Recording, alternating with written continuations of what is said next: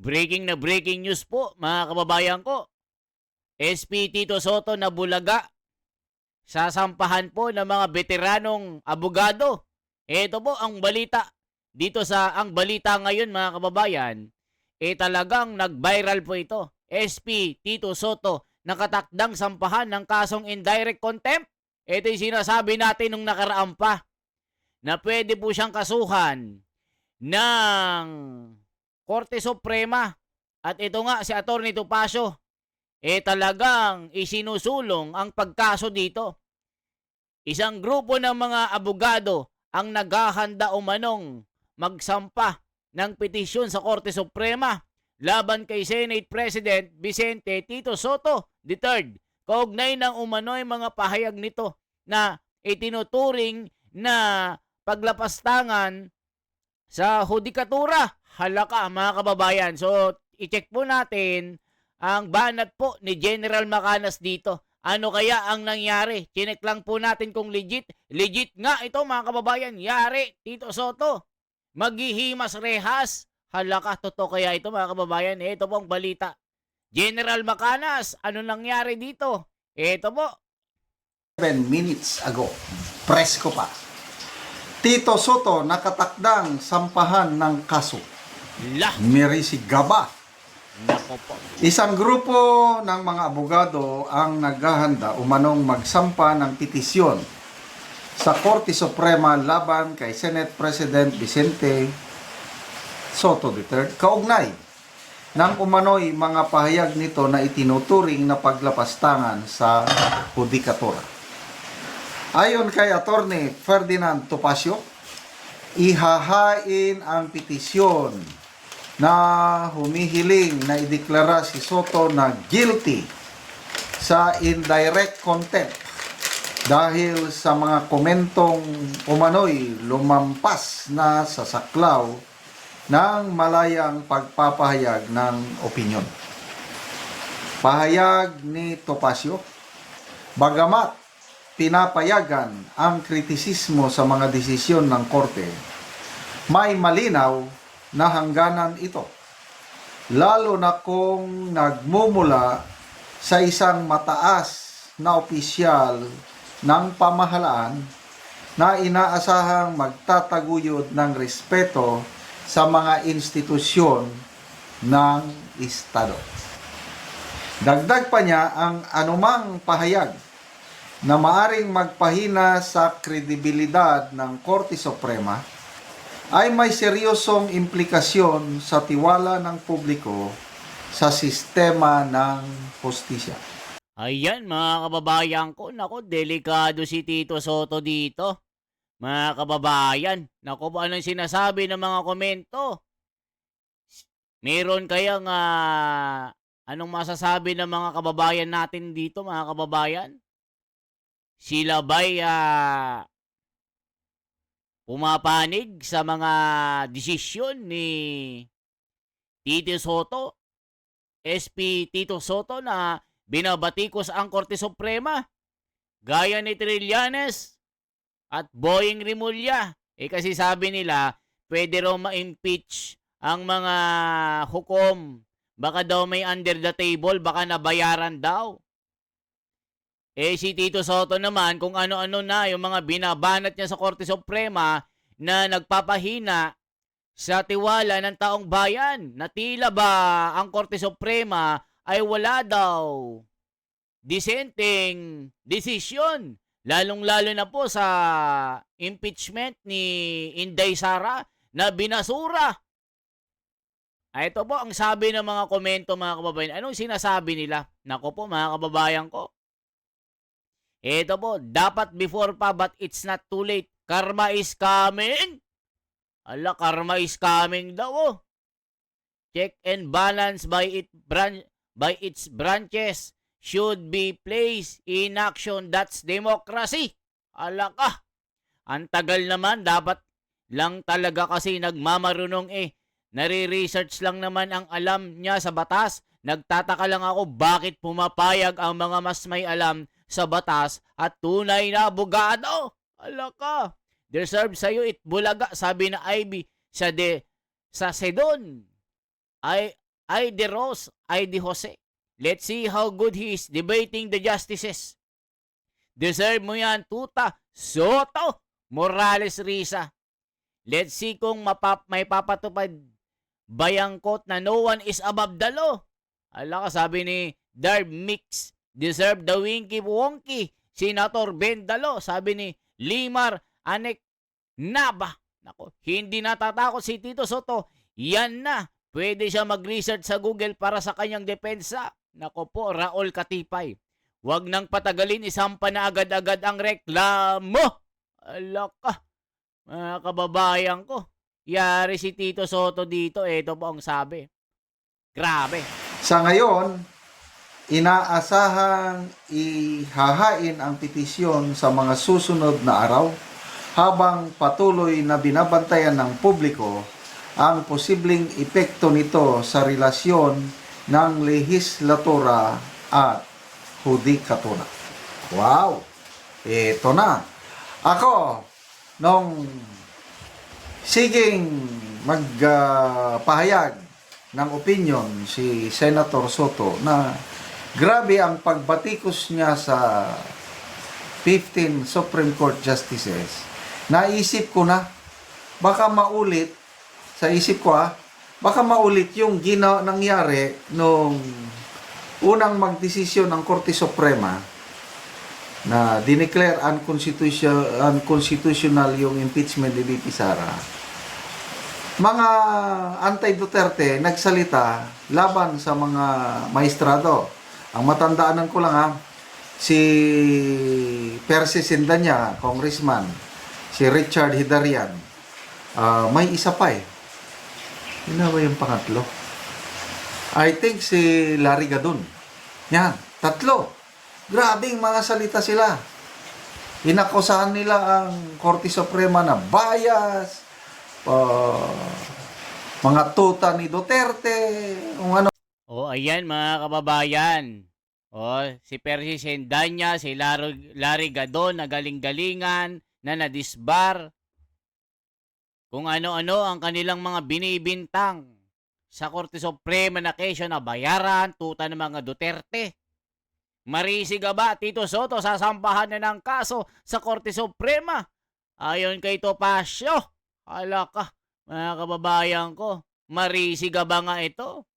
Magtatanda na kaya si Tito Soto dito? Igagalang na kaya ang Korte Suprema?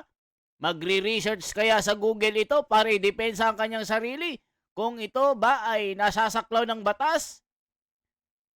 Kakasuhan si Tito Soto? Hala ka, yari. Yun. Hindi nakatiis grupo ni na Attorney Topacio. Sinampahan nila ng indirect contempt. Hindi. Indirect contempt. So that was last year. Last year ba? Oh yes, last year. So ano na kayang nangyari? Anyway, it will take time bago mag-aksyon ang Korte Suprema. Basta, nandyan na yung kaso. So, yung aking nakita ang mangyayari na dahil ako rin, parang, opinion ko lang ito, parang sumusobra na itong Senate President na hindi siya tumigil-tigil magsalita laban sa mga maestrado ng Korte Suprema na talagang mawawalan, mababawasan ang pagrespeto ng taong bayan sa mga institusyon. Kasi nga, dahil Senate President siya, influential. May mga tao ring maniniwala kay Soto. So yung mga taong maniniwala kay Soto, ay ang pagtingin ng mga taong iyong naniwala kay Soto is mababa na ang pagtingin nila sa mga maestrado sa Korte Suprema. Ayan mga kababayan. Ano bang sinabi ni Tito Soto? SP Tito Soto, SC ruling, BP Sara, impeachment. Ano ba ang saktong sinabi niya? Bakit kakasuhan ng indirect contempt? Grabe talaga, mga kababayan ko. Ito po si Tito Soto. Yari ang bulagaan. Forgive me, but I think impeachment now is an impossible dream. Oh, Binago eh. Binago nila yung, parang nilang binago yung mode ng pag-i-impeach. binago daw yung mode ng pag-i-impeach. Impeachment is a impossible dream. Hala ka, Tito Soto. Kakasuhan na. Hala ka. Mas mahirap, humirap na ngayon. Eh dati nga madali, sapagkat yan talaga nilagay sa konstitusyon niya ng mga gumawa ng konstitusyon, lalo na yung option 3, na tinatawag nilang option 2, na one-third signatures lang, forward na kagad. Di ba dati nga, prayer lang, finorward na eh. Di ba? Sapagkat mayroon ng one-third na nakapirme. Ay isipin nyo, dasal-dasal na lang daw, pwede nang forward. Hala ka. Binasura ng Korte Suprema, iyak na. Soto backs charter change after SC ruling on Sara Duterte impeachments. Isipin nyo mga kababayan, gusto nang palitan ang saligang batas. Hindi lang nasunod ang kanyang gusto. Dahil binasura ng Korte Suprema ang impeachment ni Sara. Hala ka. Mga kababayan ko, ito tingnan nyo ha. Because, kaya nilagay yan para sa isang opisyal, impeachable officer, na hindi ginagawa ang trabaho niya o merong maling ginagawa sa trabaho niya o nakakaperwisyo sa bansa, nakakaperwisyo sa ginagawa niya para sa tao, ay pwedeng madaling alisin. Hindi pwedeng magtagal. Kaya nilagay yun dun eh. Ngayon na sinasabi, kailangan pirmado lahat at binasa at alam ng mga at nabasa at naintindihan ng mga congressman ang kanilang articles of impeachment. Mga kababayan, para kasing binabastos ni SP si Tito Soto itong mga hurado ng Korte Suprema. Itong si Tito Soto, hindi naman abogado, hindi naman nakapasa ng bar o nag-aral ng political science or anything na pwede niyang saklawin ang teritoryo ng pagiging abogado. Pero umaasta na para bang mas matalino siya, mas may alam siya sa ginagawa ng Korte Suprema, na kung tutuusin mga kababayan, si Tito Soto walang alam. Sabi nga ni Panelo, ignorante ka, sinasaklaw mo ang teritoryo ng mga abogado. Ba't mo binabastos ang Korte Suprema? Ikaw, abogado ka ba? Hindi. Wala kang alam, ignorante, sabi ni Panelo. Kaya ngayon mga kababayan, sila Topacio at ang kanyang mga grupo na mga veteranong abogado, ayan na, garantisado. Todo-todo na isasampa ang indirect contempt. Nahihimukin ng Korte Suprema na kasuhan ito. Hala ka, mga kababayan ko. Alam naman natin na pagka ganun, isa lang ang magsabi na hindi. Ayokong basahin eh. Wala akong panahon bumasa. Hindi ako pumapasok eh. Hindi mo lang pinigil yun, dinelay mo. Hindi mo lang dinelay, pinigil mo na talaga ang impeachment. Pagka ganyan. What we can do is meet with them. I mean, Congress, House of Representatives. Okay. Pag-usapan lang yung issue niyang, pag-usapan namin yan. Kasi ang nakikita ko na outright solution dito, which could not be called outright, palitan na natin konstitusyon. O, kita nyo, pagpapalit na daw ng konstitusyon, binabago kasi ng Korte Suprema ang saligang batas. Palitan na natin, isulong na natin yon. Bara-bara na tayo. Ay, gulo ito. Tito Soto, guguluhin mo, magkakaroon ng constitutional crisis kasi para bang ikaw yung pinapalabas mo na matalino dito at ang Korte Suprema ay baliwala. Hala ka, mga kababayan ko. Baguhin na natin pagka ganyan, ano? Pagkatapos marahil yung Constituent Assembly makakagalaw dyan or maghihintay tayo decades. Bakit? Kailangan ma-retire na muna itong mga Supreme Court Justices na to para magbago kaisipan kasi unanimous Wala man lang dissenting opinion, wala man lang opinion otherwise na meron sinabi na ganito kaya ako bumoto, explanation, wala man lang eh. O, kita nyo, wala daw disenteng opinyon ng mga Korte Suprema. Pinapalabas si Tito Soto na mas may alam siya sa mga nag-aral ng matagal na panahon, nagsunog ng kilay, naupo sa kataas-tahasang judiciary, pag-aralan ang batas, naging expert na mga ito, mga hurado, gumawa ng ng ponensya ng mga sinasabi nilang ruling na ito na ibasura ang impeachment ni Sara. Pinapalabas niya mas matalino siya. Gawan na natin ang paraan, ibasura na. Gawa na tayo ng bagong batas o magretiro muna ng dekada-dekada ang mga justice para mabago ito. Hala ka, mga kababayan ko. Anong masasabi nyo kay Tito Soto? Naggagaling-galingan na parang siopaw.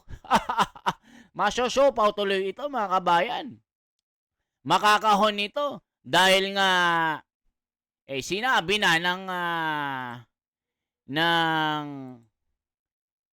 eto, ayan ang sabi mga kababayan, no? SP Tito Soto nakatakdang sampahan ng kasong indirect contempt. Grabe mga kababayan ko. Ano masasabi nyo dito? Okay, ayun no, mga kababayan.